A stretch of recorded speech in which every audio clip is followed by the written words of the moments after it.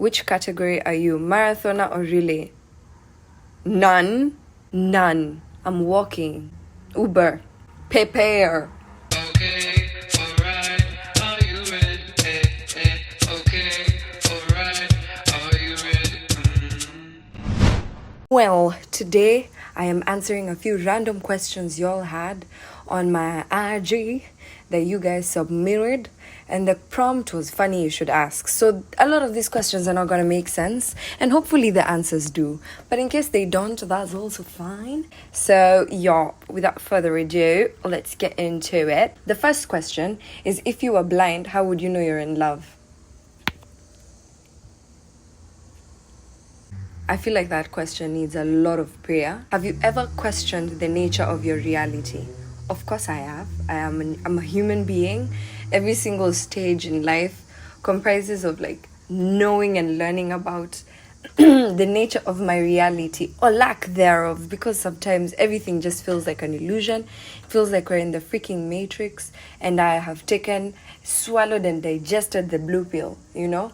But I think a lot of times when I end up questioning the nature of my reality, chances are that something is changing and there's a shift in my aura. How old are you and how many cows would it take?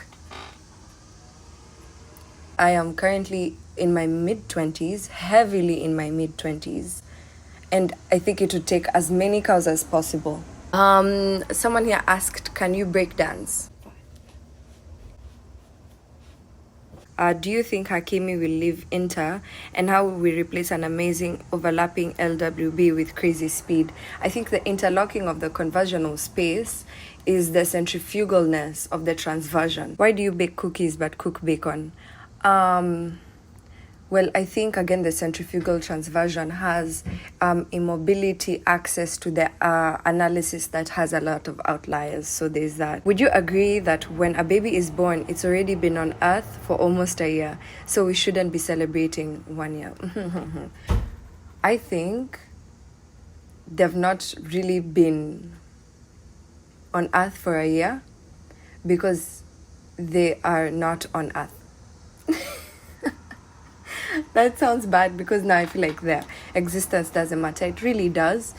But they have not set foot on Earth. Or they have not just laid. Because really their movement is quite limited, I understand. But they've not set foot on Earth. You get me, yeah? Cereals first or milk first? How do you do it? Well, I do well. Thank you. I'm doing quite well. I think cereal first, then milk. Because I don't want to waste my milk. Are you a student? What do you study? Well, I am a student. Oh my God. And I study political science and economics. And I'm actually minoring in digital marketing. Can't you tell? Long distance relationships. For or against it? Experience, challenges, how you overcame. Well, I am very much for long distance if you are sure that you want to settle down with a person. If you're not sure and you're here trying to calculate things according to time zones and when you guys will be able to see each other and all that, and you're again not sure about the person, the mathematics it takes to have those type of calculations is just insane. And I think it's, quite frankly, I think it's unhealthy and it hurts. And if you've ever done it, you know. But I would say I'm primarily against it because of how painful it is. But I think there are exceptions to the rule, and I think those exceptions only exist if you're sure. And if you're not sure, then be purposeful about being sure. Mm-hmm. Which category are you, marathoner or relay? None. I'm walking. Uber. Prepare. Do you get homesick? If yes, how do you deal with that? I am homesick all the time. But how I deal with it is I bring parcels and pieces of home to me. So I'm burning incense as we speak, and I also make pilau almost every week, and it even rhymes, and you can call me Meek, meal with the grimes. I call home literally like I'm being paid to. Thank God WhatsApp doesn't have things like airtime or phone plans, because I would be slightly bankrupt. Injera versus ugali. Injera versus ugali.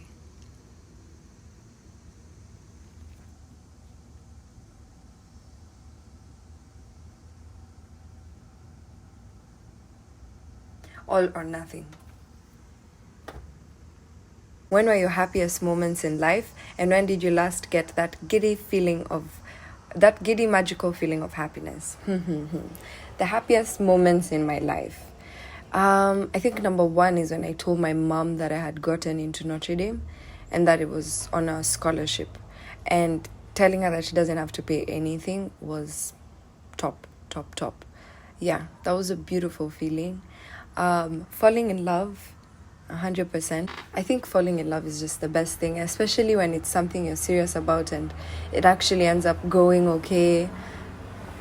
That's the best. And I think it ties to my last feelings of giddy, magical feelings of happiness. The last feeling of that is anytime I see someone I love, like deeply love. I have 3 sisters and they are literally my heartbeats. So I really love them, and anytime I see them on WhatsApp, man, I'm just usually living my best life. Even if they're doing nothing, I just want to look at them and just be like, oh, you stole my sweater when we were young, but I love you so much. So much.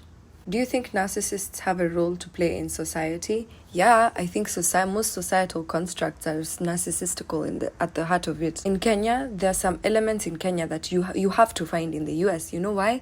Because the constant there is that human beings are in both of those societies. And wherever there are human beings, things about them will be reflected in their environment. And so I think there are definitely some elements of society that are reflected in narcissism, because it exists within human beings, especially in this generation with social media and Instagrams. My God. What is the 1% of germs that Dettol doesn't kill? I think the 1% of germs that Dettol doesn't kill is bills. I hate paying bills. And if Dettol could kill that germ, yeah, it would be really nice. Do you have a boyfriend? No, I have more than a boyfriend. What is your take on xenophobia within African countries or communities? I think xenophobia is really funny and ironic because these countries we're afraid of, or other people are afraid of us, are countries that were literally drawn on a map. At the Berlin conference, they were cut like pieces of cake, and primarily because of resources. No, I don't like it. Like, fundamentally, it doesn't make sense. And then at the same time, I think it's just a form of discrimination and I don't like it.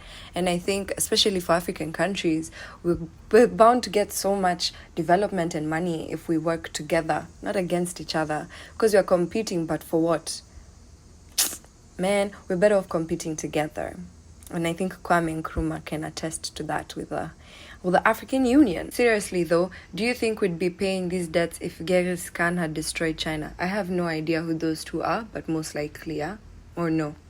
What's your 5-year goal? My main 5-year goal is to set up a foundation for myself. I'm not trying to see results in my life right now. I'm not trying to reap what I sowed or anything. I'm trying to sow right now. I'm trying to plant seeds and make sure that I am not trying to be a final piece, like a finished work of art or anything. I'm trying to just get my paint brushes and source my canvas and try as much as I can to draw the sketch. And I heard this beautiful thing. It said that life doesn't get better, it's you who gets better.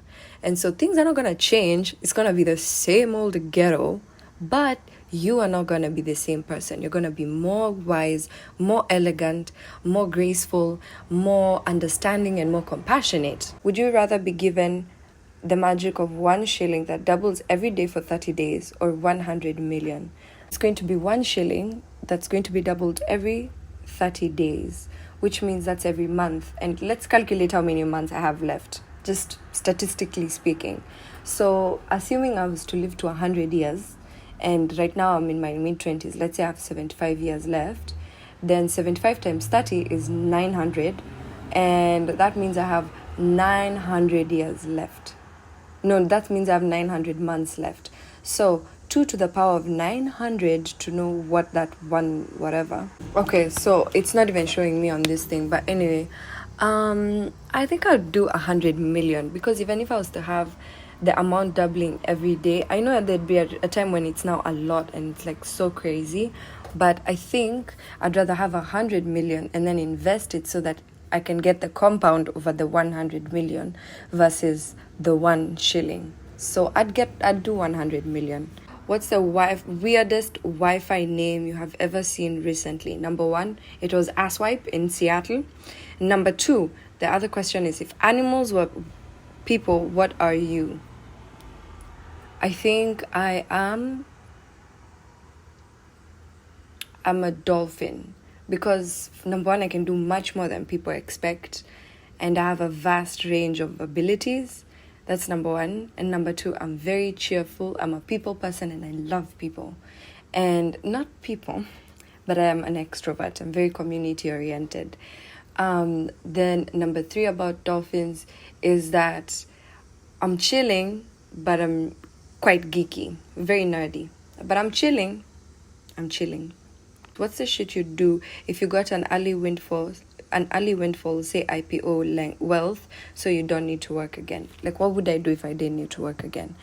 I'd create work. I don't believe in the idea of just sitting just like that. I'd focus on my hobbies, do some philanthropic work, or I would try and invent something.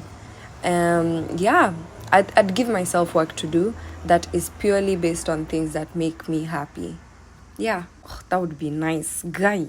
What's your take on spirituality? I do prefer it over religion. A lot of people confuse religion for spirituality. So they say, oh, I'm not really spiritual.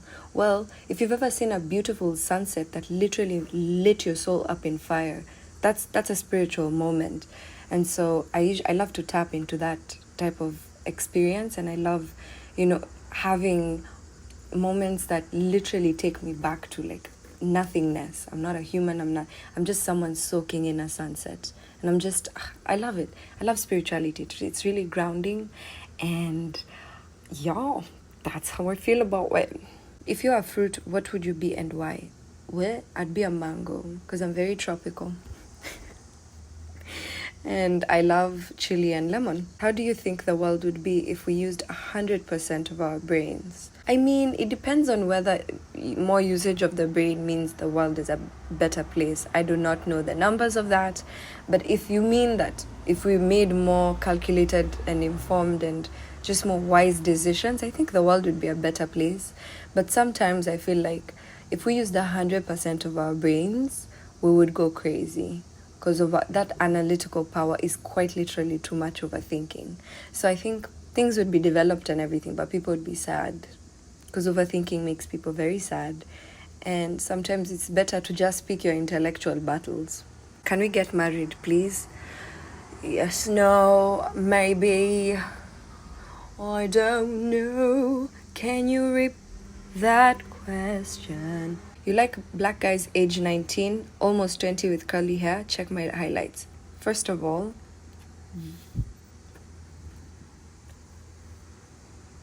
are you pimping? Here on the gram.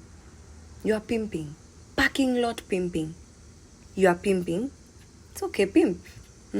So the last question is relationships in Kenya compared to the US. I have never really dated in this country. But one thing I know for sure, it's harder to date in Kenya, but it's harder to find someone to settle down with in the US. So in Kenya, you're dating, but it's just, you have so few options. Because first of all, Nairobi ni dot, na nika bedroom. So aka nika bed sitter hapo basi, then it means your options are so limited. And you just don't have 300 million people to choose from like here, Of course, discounting children and any other etc people, depending on your types.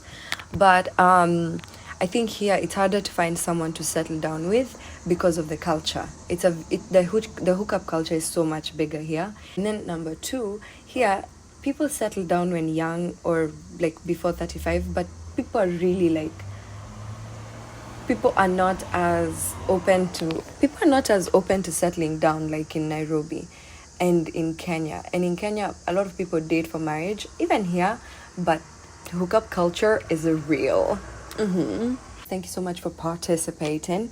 If you would like to see any and more of my videos, be sure to subscribe. I would really appreciate it. I'd love it. And Thank you so much for watching. If you have not checked out my podcast, please do so. It is called The Afroverse, available on literally all platforms. And until next time, bye-bye.